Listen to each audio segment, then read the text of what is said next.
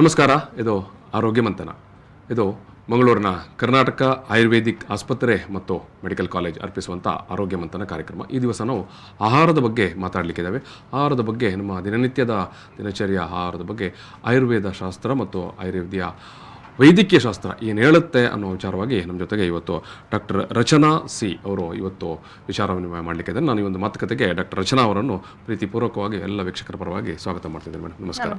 ಇವತ್ತು ಅವರು ಆಹಾರದ ಬಗ್ಗೆ, ಆಹಾರ ಪದ್ಧತಿಗಳ ಬಗ್ಗೆ ಮತ್ತು ನಾವು ಯಾವ ರೀತಿಯ ಏನು ನಮ್ಮ ಜೀವನ ಶೈಲಿಯನ್ನು ಆಹಾರದ ಮೂಲಕ ರೂಪಿಸಿಕೊಳ್ಳಬೇಕು ಅನ್ನುವಂಥ ವಿಚಾರದಲ್ಲಿ ಅವರು ಇವತ್ತು ಮಾತಾಡಲಿಕ್ಕಿದ್ದಾರೆ. ನಾನು ಡಾಕ್ಟರ್ ರಚನಾ ಅವರನ್ನು ಈ ಒಂದು ಮಾತುಕತೆಗೆ ಸೆಳೆಯುವಂಥ ಸಂದರ್ಭದಲ್ಲಿ ನಾನು ಮೊದಲಾಗಿ ಡಾಕ್ಟ್ರೇ ನಿಮ್ಮ ಹತ್ರ ಕೇಳುವಂಥದ್ದು, ಡಾಕ್ಟ್ರೇ ನಿಮ್ಮ ಹತ್ರ ನಮ್ಮ ಆಯುರ್ವೇದ ಶಾಸ್ತ್ರ ಮತ್ತು ಇವತ್ತಿನ ಮಾಡರ್ನ್ ಆಯುರ್ವೇದಿಕ್ ಮೆಡಿಸಿನ್ ನೀವು ಏನು ಹೇಳ್ತೀರಿ, ಅಥವಾ ಶಾಸ್ತ್ರ ಏನು ಹೇಳುತ್ತೆ ಮತ್ತು ಆಯುರ್ವೇದಿಕ್ ನಿಮ್ಮ ಮೆಡಿಸಿನ್ ಸಿಸ್ಟಮ್ ಏನು ಹೇಳುತ್ತೆ? ಸೊ ನಮ್ಮ ಆಯುರ್ವೇದ ಶಾಸ್ತ್ರ ಇದೊಂದು ಜೀವನಶಾಸ್ತ್ರ ಆಗಿರುವುದರಿಂದ ಇದರಲ್ಲಿ ಔಷಧ ಅಥವಾ ಟ್ರೀಟ್ಮೆಂಟ್ ಇದರ ಜೊತೆಗೆ ಬೇರೆ ಬೇರೆ ನೀತಿ ನಿಯಮಗಳ ಪಾಲನೆಯನ್ನು ಹೇಳಿದ್ದಾರೆ. ಇದು ದಿನಚರ್ಯ ಇರ್ಬೋದು, ಅಂದರೆ ಡೈಲಿ ರೆಜಿಮೆನ್ಸ್ ಇರ್ಬೋದು, ಋತುಚರ್ಯ, ಸೀಸನಲ್ ರೆಜಿಮೆನ್, ಆಹಾರ, ಪಥ್ಯ, ಇವುಗಳೆಲ್ಲ ಇದರಲ್ಲಿ ಪ್ರಮುಖವಾದ ಪಾತ್ರವನ್ನು ವಹಿಸಿದೆ.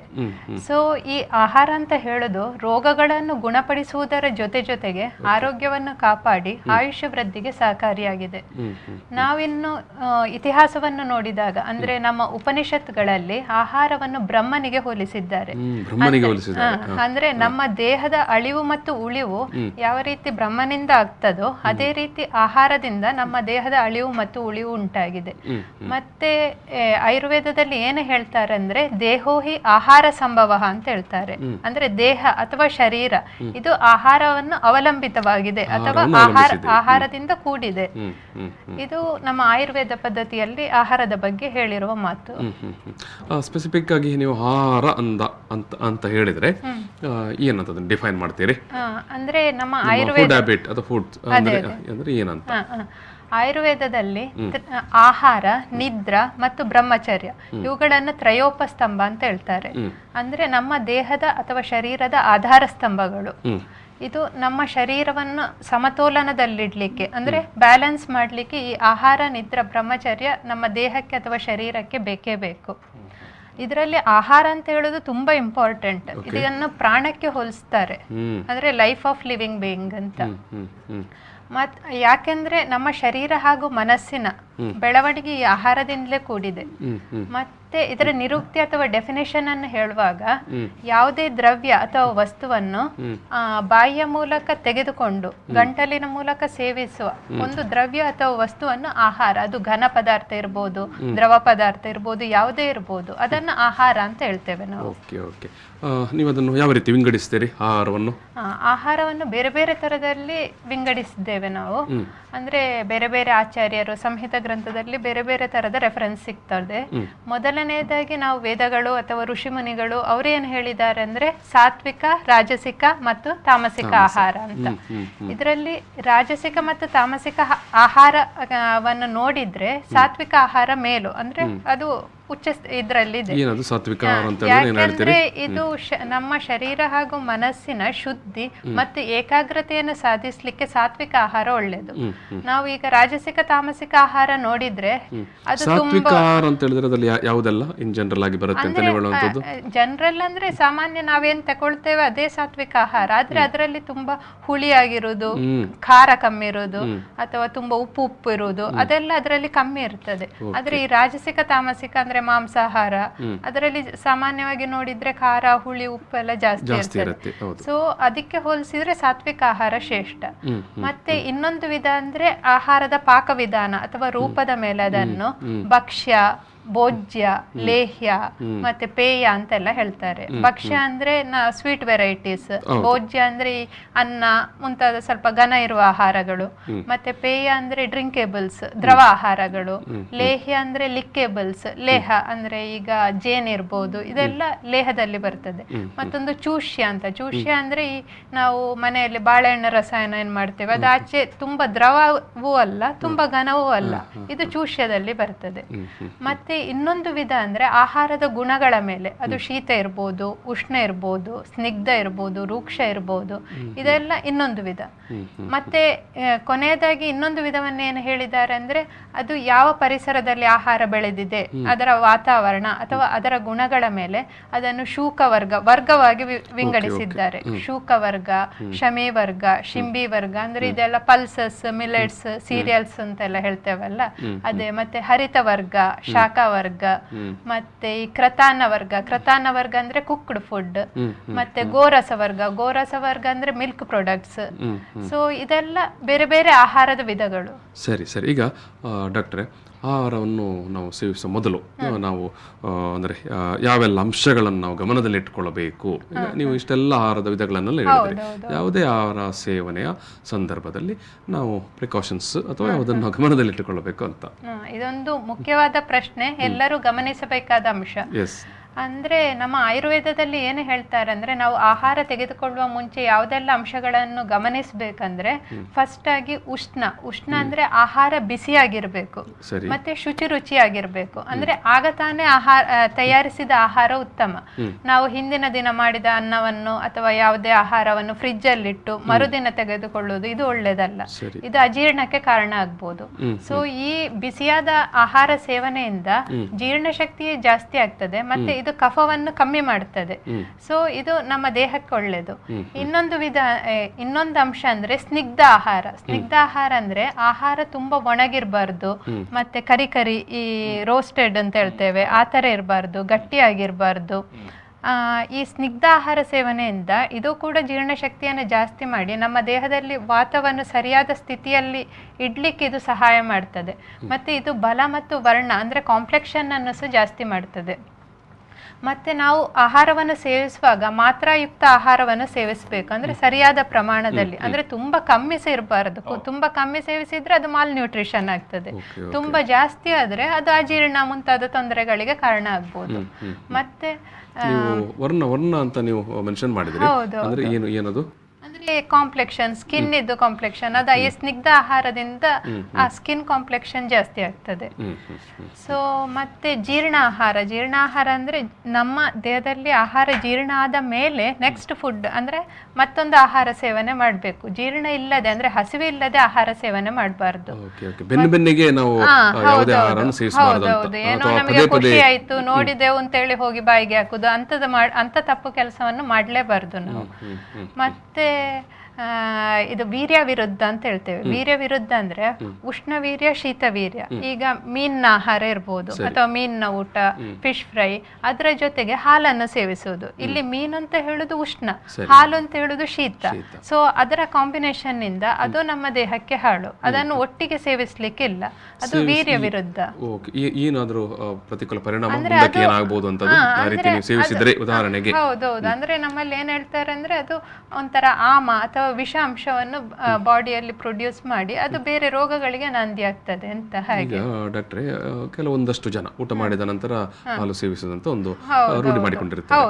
ಈಗ ನೀವು ಹೇಳಿದಾಗೆ ಮೀನಿನ ಊಟ ಗಮ್ಮತ್ತು ಮಾಡಿ ಸ್ವಲ್ಪ ಹೊತ್ತು ಬಿಟ್ಟು, ಒಂದು 5-10 ನಿಮಿಷ ಬಿಟ್ಟು ಹಾಲು ಕುಡಿಯುವಾಗಿಲ್ವಾ? ಇಲ್ಲ ಕುಡಿಲಿಕ್ಕಿಲ್ಲ. ಹಾಗೆ ಅಂದ್ರೆ ಅದು ಜೀರ್ಣ ಆದ ಮೇಲೆ ಬೇಕಿದ್ರೆ ತಕೊಳ್ಬಹುದು, ಜೊತೆಗೆ ಸೇವಿಸ್ಲಿಕ್ಕಿಲ್ಲ.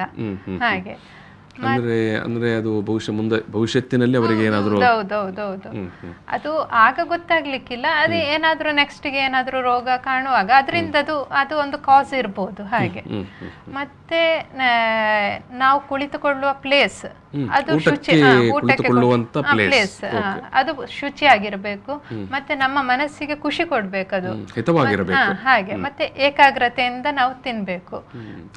ಏಕಾಗ್ರತೆ ಅಂತ ಹೇಳುವಾಗ ಇವತ್ತಿನ ಸಂದರ್ಭದಲ್ಲಿ ಏನಾಗುತ್ತೆ ಅಂತ ಹೇಳಿದ್ರೆ ಎಲ್ಲ ಟಿವಿಯ ಮುಂದೆ ಕೂತ್ಕೊಂಡು ಅದನ್ನು ಮಾಡ್ಬಾರ್ದು, ಅದು ಮಾಡ್ತಾ ಇರುವ ನಾವು ತಪ್ಪು ಕೆಲಸ. ಅಂದ್ರೆ ಜೋರಾಗಿ ಮಾತಾಡಿಕೊಂಡು, ಇದು ಆಯುರ್ವೇದದಲ್ಲಿ ಹೇಳಿದ್ದಾರೆ, ಜೋರಾಗಿ ಮಾತಾಡಿಕೊಂಡು, ನಗಾಡಿಕೊಂಡು, ಮತ್ತೆ ಇದು ಯಾವುದು ಅದೇ ಟಿವಿ ನೋಡೋದು, ಕಂಪ್ಯೂಟರ್ ನೋಡೋದು, ಮೊಬೈಲ್ ಗೇಮ್ ಆಟ ಆಡಿಕೊಂಡು, ಅಂದ್ರೆ ನಮಗೆ ನಾವು ಏನ್ ತಿಂತಿದ್ದೇವೆ ಅಂತ ನಮಗೆ ಗೊತ್ತಿರೋದಿಲ್ಲ. ಸೊ ಇದು ಸಹ ಒಂದು ಅಜೀರ್ಣಕ್ಕೆ ಕಾರಣ ಆಗ್ತದೆ. ಅಂದ್ರೆ ನಾವು ಪ್ರಜ್ಞಾಪೂರ್ವಕವಾಗಿ ತಿನ್ನಬೇಕು. ಹೌದೌದೌದು.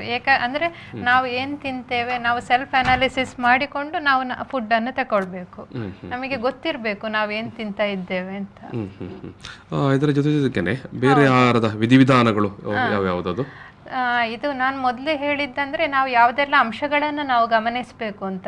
ಇದರ ಜೊತೆಗೆ ಆಹಾರದಲ್ಲಿ ಅದರ ಪ್ರಕೃತಿ ಅಥವಾ ನೇಚರ್, ಈಗ ಇದು ಉದ್ದಿನ ಬೇಳೆ ಇರ್ಬೋದು, ನಾವು ಅದನ್ನು ಮಾಷ ಮುದ್ಗ ಅಂತ ಹೇಳ್ತೇವೆ. ಉದ್ದಿನ ಬೇಳೆ ಮತ್ತೆ ಹೆಸರು ಬೇಳೆ ಅಂತ ಹೇಳುದು.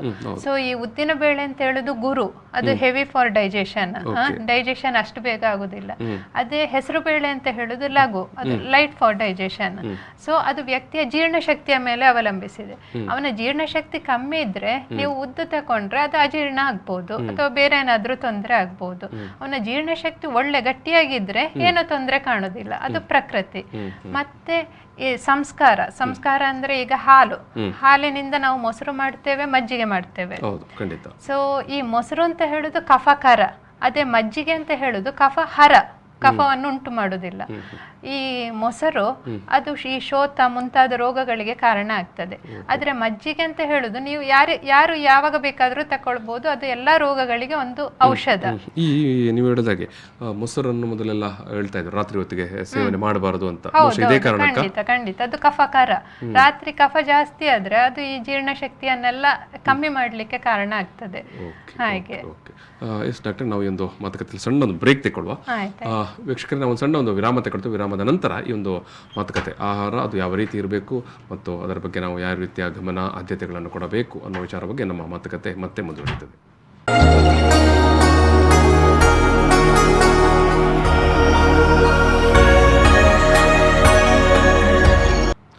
ಆರೋಗ್ಯವಂತನ ಮಾತುಕತೆಗೆ ಮತ್ತೆ ಸ್ವಾಗತ. ಈ ಸಂದರ್ಭದಲ್ಲಿ ನಮ್ಮ ಜೊತೆಗೆ ಡಾಕ್ಟರ್ ರಚನಾ ಸಿ ಅವರು ಮಾತಾಡ್ತಾ ಇದ್ದಾರೆ. ಅವರು ಕರ್ನಾಟಕ ಆಯುರ್ವೇದಿಕ್ ಮೆಡಿಕಲ್ ಆಸ್ಪತ್ರೆ ಮತ್ತು ಮೆಡಿಕಲ್ ಕಾಲೇಜ್ ಈ ಒಂದು ಸಂಸ್ಥೆಯಲ್ಲಿ ಪ್ರೊಫೆಸರ್ ಆಗಿದ್ದಾರೆ. ಮೆಡಿಸಿನ್ ಪ್ರಿಪರೇಷನ್ ವಿಭಾಗದ ಪ್ರೊಫೆಸರ್ ಆಗಿದ್ದಾರೆ. ಇವತ್ತು ನಾವು ಆಹಾರದ ಬಗ್ಗೆ ಮಾತಾಡ್ತಿದ್ದೇವೆ. ಯಾವ ಸಂದರ್ಭದಲ್ಲಿ, ಎಷ್ಟು ಪ್ರಮಾಣದಲ್ಲಿ, ಯಾವ ರೀತಿಯಲ್ಲಿ ನಾವು ಸೇವನೆ ಮಾಡಬೇಕು ಅಂತ. ಡಾಕ್ಟರ್, ಈಗಾಗಲೇ ನೀವು ಹೇಳಿದ್ರಿ ಆಹಾರ ಅಂದರೆ ಅದು ಯಾವ ರೀತಿ ಇರಬೇಕು, ವಿಧಗಳೇನು, ಇತ್ಯಾದಿಯಾಗಿ. ಈಗ ನಾವು ಯಾವ ಸಮಯದಲ್ಲಿ ನಮ್ಮ ದಿನನಿತ್ಯದ ಆಹಾರಗಳನ್ನು ಸೇವಿಸಬೇಕು, ಒಂದು ಜೊತೆಗೆ ಅದು ಎಷ್ಟು ಪ್ರಮಾಣದಲ್ಲಿ ಸೇವಿಸಬೇಕು ಅಂತ. ಸೊ ಬೆಳಗ್ಗಿನ ಹೊತ್ತು ನೋಡಿದ್ರೆ ನಮ್ಮ ಆಯುರ್ವೇದದಲ್ಲಿ ಅಂದ್ರೆ ಬ್ರಾಹ್ಮಿ ಮುಹೂರ್ತದಲ್ಲಿ ಹೇಳ್ಬೇಕು ಅಂದ್ರೆ 4 ರಿಂದ 5 ಗಂಟೆ ಒಳಗೆ. ಆದ್ರೆ ಈಗ ಮಾಮೂಲಾಗಿ ಹಾಗೆ ಯಾರು ಹೇಳುದಿಲ್ಲ. ಅಟ್ಲೀಸ್ಟ್ ಒಂದು 6 ಗಂಟೆಗಾದ್ರೂ ಎದ್ದು ನಮ್ಮ ಶೌಚ, ವ್ಯಾಯಾಮ, ಸ್ನಾನಾದಿ ಕರ್ಮಗಳನ್ನು ಮುಗಿಸಿ ಮತ್ತೆ ಆಹಾರ ಸೇವನೆ ಮಾಡಬೇಕು. ಸ್ನಾನ ಮಾಡಿ ಆಹಾರ ಸೇವನೆ ಮಾಡಬೇಕು. ಆಹಾರದ ನಂತರ ಸ್ನಾನ ಮಾಡಬಾರದು. ಅದು ಸಹ ಡೈಜೆಷನ್ಗೆ ಇದಾಗ್ತದೆ. ಅಂದ್ರೆ ಈಗ ನಾವು ಸ್ನಾನ ಮಾಡುವಾಗ ಏನಾಗ್ತದೆ ಅಂದ್ರೆ ಎನರ್ಜಿ ಎಲ್ಲ ಅಲ್ಲಿಗೆ ಯುಟಿಲೈಸ್ ಆಗ್ತದೆ. ಹಾಗೆ ಇಲ್ಲಿ ಡೈಜೆಷನ್ಗೆ ಏನು ಬೇಕು ಆ ಎನರ್ಜಿ ಎಲ್ಲ ಇದಾಗ್ತದೆ, ಸ್ಕ್ಯಾಟರ್ ಆಗ್ತದೆ. ಮತ್ತೆ ಎಷ್ಟು ಪ್ರಮಾಣದಲ್ಲಿ ಅಂದ್ರೆ ಹೊಟ್ಟೆ ತುಂಬ ಊಟ ಯಾವತ್ತೂ ಮಾಡ್ಲಿಕ್ಕಿಲ್ಲ. ನಮ್ಮ ಜಠರ ಅಥವಾ ಹೊಟ್ಟೆಯ ಭಾಗವನ್ನು 3 ಭಾಗಗಳಾಗಿ ವಿಂಗಡಿಸಿದ್ರೆ ಅದ್ರ 3ರ 1 ಭಾಗವನ್ನು ಘನ ಆಹಾರಕ್ಕೆ ಮೀಸಲಿಡಬೇಕು, ಮತ್ತೆ 1 ಭಾಗವನ್ನು ದ್ರವ ಆಹಾರಕ್ಕೆ, ಮತ್ತೆ 1 ಭಾಗವನ್ನು ದೋಷಗಳ ಸಂಚಾರಕ್ಕೆ, ಮೇನ್ ಆಗಿ ವಾತ ದೋಷದ ಸಂಚಾರಕ್ಕೆ.